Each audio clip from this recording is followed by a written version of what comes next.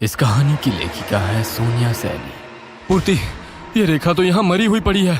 इसके शरीर की हालत देखकर लग रहा है किसी ने इसको नोच नोच कर खाया है। जल्दी चलो यहाँ से, अब हम यहाँ एक पल भी नहीं रहेंगे। पवन के इतना कहते ही संजू उनकी गोद से उतरकर रेखा के पास खड़ी हो जाती है और गुस्से में नाम गर्दन हिलाने लगती है। पूर्ति तुम जाओ, मैं संजू को लेकर आता हूँ। पूर्ति तेजी से कमरे से बाहर निकलती है, तभी कमरे का दरवाजा अंदर से बंद हो जाता है। पवन जल्दी आओ। क्या हुआ पवन, कुछ तो बोलो। दरवाजा बंद होने के बाद अंदर से कोई आवाज सुनाई नहीं दे रही थी। पूर्ति को कुछ समझ में नहीं आ रहा था वह कहाँ जाए, किससे मदद मांगे। दौड़ते हुए वो घर से बाहर निकलकर सीधे पंडित जी के पास पहुंचती है और उन्हें सारी बात बताती है। मैंने आपको पहले ही सावधान किया था कि वो घर सही नहीं है। आपकी बेटी कब से ऐसी हरकतें कर रही है? क्या इस घर में आने से पहले वो बिल्कुल सही थी? वो दरअसल मेरी बेटी नहीं है, हमने उसे गोद लिया है। उसका पास तो मैं भी नहीं जानती। हमारे पास तो वो एक सप्ताह पहले ही आई है और पहले दिन से ही ऐसी गुमसुम सी है। तो चलिए सबसे पहले शेल्टर होम चलते हैं। आखिर ऐसा क्या हुआ था जिसकी वजह से वो ऐसी हो गई है? मैम, हमने संजू को अडॉप्ट किया है। मैं जानना चाहती हूँ कि उसके बायोलॉजिकल पेरेंट्स कौन थे और उनकी मौत कैसे हुई थी। सॉरी पूर्ति जी, ये हमारे नियमों के खिलाफ है। हम किसी भी बच्चे के बायोलॉजिकल पेरेंट्स के बारे में आपको नहीं बता सकते। आपको बताना ही होगा। मेरे पति की जान खतरे में है और मेरी मेड रेखा, उसकी जान पहले ही जा चुकी है। ओह माय गॉड, इसका मतलब जो भी अफवाह संजू के बारे में थी वो सब सच थी। प्लीज मुझे पूरी बात बताइए। मैं भी यहाँ पर अभी 1 महीने पहले ही आई हूँ। मुझसे पहले यहाँ पर जो मैनेजर थी उसकी भी अजीबोगरीब हालत में लाश बरामद हुई थी। शेल्टर होम में रहने वाले बच्चे कहते हैं कि संजू कुछ जादू टोना जानती है। एक बार किसी बच्चे ने उसका मजाक बनाया था। अगले ही दिन उस बच्चे का पैर टूट गया था। इसी तरह अगर कभी भी कोई उसे कुछ कह दे तो उसके साथ कुछ न कुछ अनहोनी जरूर हो जाती थी। एक दिन यहाँ की मैनेजर ने उसे कमरे में अकेले बैठकर हंसते हुए देखा। इसके बाद वो संजू पर नजर रखने लगी। एक दिन डिनर के समय सभी बच्चे डाइनिंग रूम में बैठकर डिनर कर रहे थे। मैनेजर ने देखा कि संजू डाइनिंग रूम में खाना खाने के लिए नहीं आई है।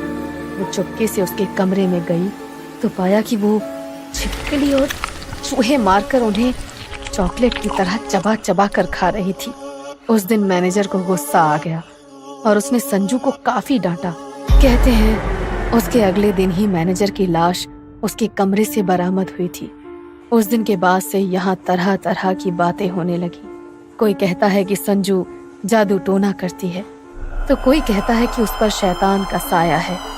पुराने मैनेजर की मौत के बाद यहाँ मेरी नियुक्ति हुई और मैंने संजू के अजीब बर्ताव के कारण उसे एक मनोवैज्ञानिक के पास भेजना शुरू किया। डॉक्टर भार्गव ने ही मुझे बताया कि संजू का अजीब व्यवहार एक शॉक रिस्पॉन्स बिहेवियर के कारण है। अगर उसे प्यार और अच्छा माहौल मिले तो शायद उसकी हालत में सुधार आ जाए। बस इसीलिए मैंने उस बच्ची को आपको दे दिया। इतना सब होने के बाद आपने एक बार भी हमें ये सब बताना जरूरी नहीं समझा? क्या आपने जानने की कोशिश नहीं की कि उसके माता पिता की मौत कैसे हुई थी? और आपके पास आने से पहले क्या वो एक सामान्य बच्ची थी? मैडम, जब वो यहाँ लाई गई थी तब वो 1-2.5 साल की नन्ही सी बच्ची थी। रिकॉर्ड्स के मुताबिक उसके पेरेंट्स शहर के ही सिविल लाइंस एरिया में एक बंगले में रहते थे। एक सुबह उसके माता पिता मरे हुए पाए गए थे। उनका मर्डर कैसे हुआ, किसने किया, ये पहेली आज तक सुलझ नहीं पाई है क्योंकि घर का दरवाजा अंदर से बंद था। क्या आप उस बंगले का एड्रेस मुझे दे सकती हैं? प्लीज आप वेट करिए, मैं अभी रिकॉर्ड्स में से आपको देती हूँ। संजू के बंगले का एड्रेस लेकर पूर्ति वहां पहुंच जाती है और आस पड़ोस में पूछताछ करने लगती है। बेटा, यह घर नहीं है, मुर्दा घर है ये। यहाँ जो भी आया कभी आबाद नहीं हुआ। कई साल पहले यहाँ एक सन की औरत रहती थी। उसका 5 साल का बेटा गंभीर बीमारी के कारण मर गया था। बेटे की मौत के बाद उसका मानसिक संतुलन बिगड़ गया था। उसे लगता था कि वो अपने बेटे को वापस जीवित कर सकती है, इसलिए उसने महीनों तक अपने बेटे के शव को अपने साथ घर में रखा। और ना जाने कौन कौन से तंत्र मंत्र करने लगी। फिर एक दिन उसके घर से लाशों के सड़ने की दुर्गंध आने लगी। जब ताला तोड़कर लोग अंदर पहुंचे तो वहां का नजारा देखकर उनका दिल उछल कर मुंह को आ गया।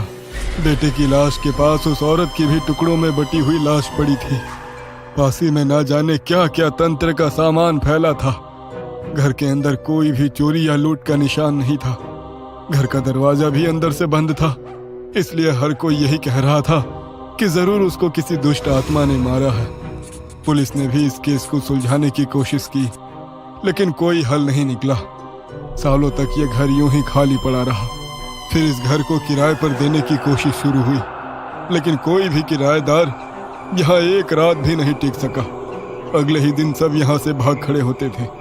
आसपास के लोग तो इस बंगले को भूतिया मानने लगे थे। फिर एक दिन सुनने में आया कि एक परिवार ने यह बंगला खरीद लिया है। बंगले की साफ सफाई कराने के बाद वे लोग यहाँ रहने आ गए। हमें लगा था कि बाकी के किराएदारों की तरह ये भी दिन दो दिन में भाग खड़े होंगे, लेकिन इस बार ऐसा नहीं हुआ। वे लोग आराम से इस बंगले में रहने लगे। जब 6 महीने तक वे लोग यहाँ रहते रहे तो हम भी यही समझने लगे कि शायद वो बुरा साया इस घर से हट गया है, लेकिन ये हमारी भूल थी। उनके घर काम करने वाली बाई ने बताया कि उनकी छोटी बच्ची कोई नॉर्मल बच्ची नहीं है। वो अकेले में कमरे में हंसती है, बातें करती है। 2 साल की बच्ची कुछ अजीब अजीब सी शक्लें बनाने वाली भयानक स्केच बनाती है और हमेशा अलग थलग सी रहती है। वे दोनों पति पत्नी दिन भर काम के सिलसिले में बाहर रहते थे, इसलिए उनकी बाई ने उन्हें बच्ची की हरकतों के बारे में बता दिया। इस घटना के कुछ ही दिनों बाद उन दोनों पति पत्नी की लाश इसी घर से बरामद हुई थी। इस बार भी घर का दरवाजा अंदर से बंद था और उन दोनों की लाश इतनी बुरी हालत में मिली थी कि लगता था शरीर की एक एक हड्डी टूट चुकी हो। पूरे घर में खून ही खून फैला हुआ था और उनकी बेटी संजू बड़े आराम से पास में बैठी हंस रही थी। पुलिस ने केस दर्ज करके छानबीन करने की बहुत कोशिश की, लेकिन कुछ हाथ नहीं आया। इस घटना से पड़ोसी रिश्तेदार इतने डर गए थे कि कोई भी संजू की कस्टडी लेने के लिए आगे नहीं आया और अंत में पुलिस ने उसे शेल्टर होम भेज दिया। हो ना हो, मुझे तो लगता है अपने बेटे को जिंदा करने के लिए उस सन की औरत ने गलती से किसी शैतान को बुला लिया था, जिसने उसकी भी जान ले ली। बरसों तक वो शैतान इस घर में कैद था, लेकिन जब एक छोटे बच्चे का कोमल शरीर उसे मिला तो उसने उसी को अपना घर बना लिया। वो लड़की संजू कोई बच्ची नहीं है, शैतान है वो शैतान, जिसने अपने खुद के माँ बाप को भी नहीं छोड़ा। संजू की पूरी कहानी सुनने के बाद पूर्ति का सर चकरा रहा था। मेरे पवन की जान खतरे में है, मुझे उन्हें बचाना होगा। पूर्ति दौड़ते हुए अपने घर पहुंचती है। पवन, तुम कहाँ हो? जल्दी से बाहर आओ। पूर्ति देखो, हम यहाँ आइस पाइस खेल रहे हैं, तुम हमें ढूंढो। पूर्ति दौड़ते हुए इस कमरे से उस कमरे में ढूंढने लगती है। प्लीज पवन, जल्दी बाहर आओ प्लीज। पूर्ति को पवन और संजू की हंसने की आवाजें सुनाई देती है। देखो, हम ऊपर छत पर हैं। पूर्ति दौड़ते हुए छत पर जाती है। सामने उसे पवन छत की रेलिंग पर खड़ा हुआ दिखाई देता है। पूर्ति उसे नीचे उतरने के लिए बार बार कहती है। उसकी पूर्ति की ओर देखते ही वो छत से नीचे कूद जाता है। पवन, नहीं, ये नहीं हो सकता। पवन, पवन। पूर्ति रो रही होती है। तभी दरवाजे की ओट से संजू सामने आती है और उसे देखकर मुस्कुराने लगती है। अचानक ही पूर्ति के हाथ और पांव ऐंठने लगते हैं, जैसे कोई उन्हें मरोड़ रहा हो। पूर्ति दर्द से तड़प रही थी। तभी कड़कड़ की आवाज के साथ उसके हड्डियों के चटकने की आवाज सुनाई देने लगती है और उसकी गर्दन पीछे की तरफ घूम जाती है। पूर्ति का बेजान शरीर जमीन पर गिर चुका था और संजू फिर से अपने कमरे में जाकर शैतानी ड्राइंग बनाने लगी थी। अगले दिन पुलिस ने केस सुलझने तक संजू की कस्टडी वापस शेल्टर होम को दे दी थी। ये कहानी आपको अच्छी लगी हो तो हमें सब्सक्राइब करें, हमारा इंस्टाग्राम और फेसबुक पेज जरूर फॉलो करें। और हाँ दोस्तों, सब्सक्राइब करना भूलना मत।